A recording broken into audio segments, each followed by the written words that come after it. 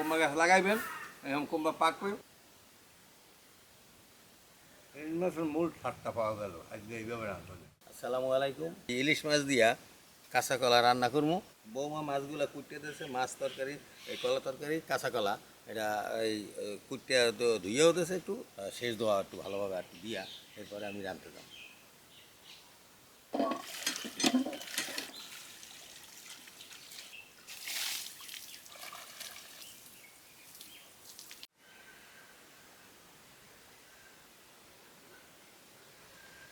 আজকের এই ভিন্ন পদ্ধতিতে এই কাঁচা কলা আর ইলিশ মাছ রাঁধবো।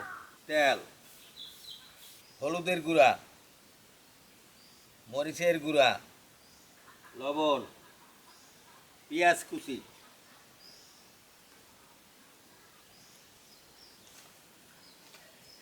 কয়টা কাঁচামরিচ,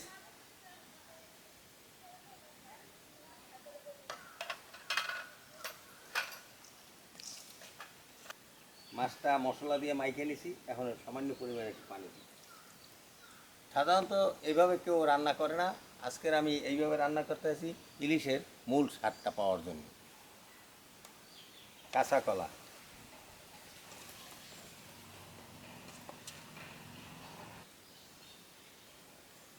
এবার চুলোয় বসাই দিলাম, এখন ধরা দিয়ে ডাইকে রাখলাম।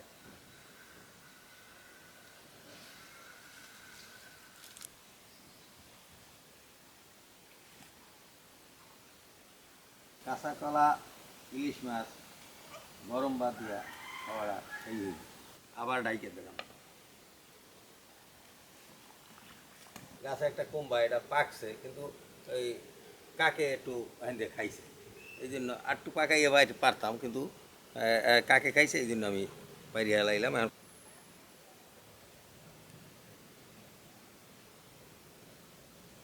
নিজেদের কাছে লাগানে এই কিনে খাওয়া কুম্বা তো জাগ টাক দেওয়া থাকে।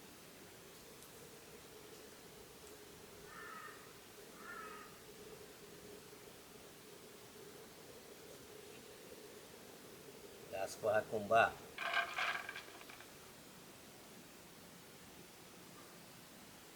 এদিকে ইলিশ মাছ কাঁচা কলা রান্না হইতেছে, কুম্বা গাছে গাছ পাহা কুম্বা এইয়া খাওয়ার জন্য আমি ছিলিয়ে নিতে আছি। সবই ফ্রেশ খাবার। বিসমিল্লাহির রহমানির রহিম। মিষ্টি গাছ পাকা কুম্বা আর মিষ্টি হইল।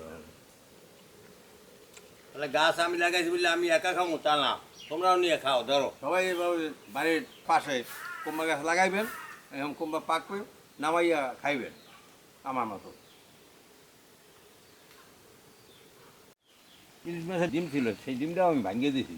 এই যে দেখছেন, এই যে ডিম। মাছ রান্না হয়ে গেছে, এখন আমি উঠে গেলাম। ইলিশের যে একটা ঘেরান, সেই ঘেরানটা আমি আজকে পাইতেছি।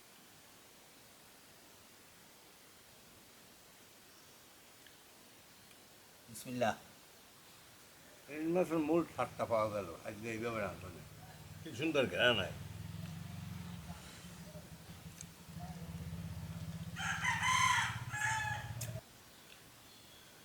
ভালো থাকেন, সুস্থ থাকেন, আমার জন্য দোয়া করেন, আমিও আপনাদের জন্য দোয়া করি।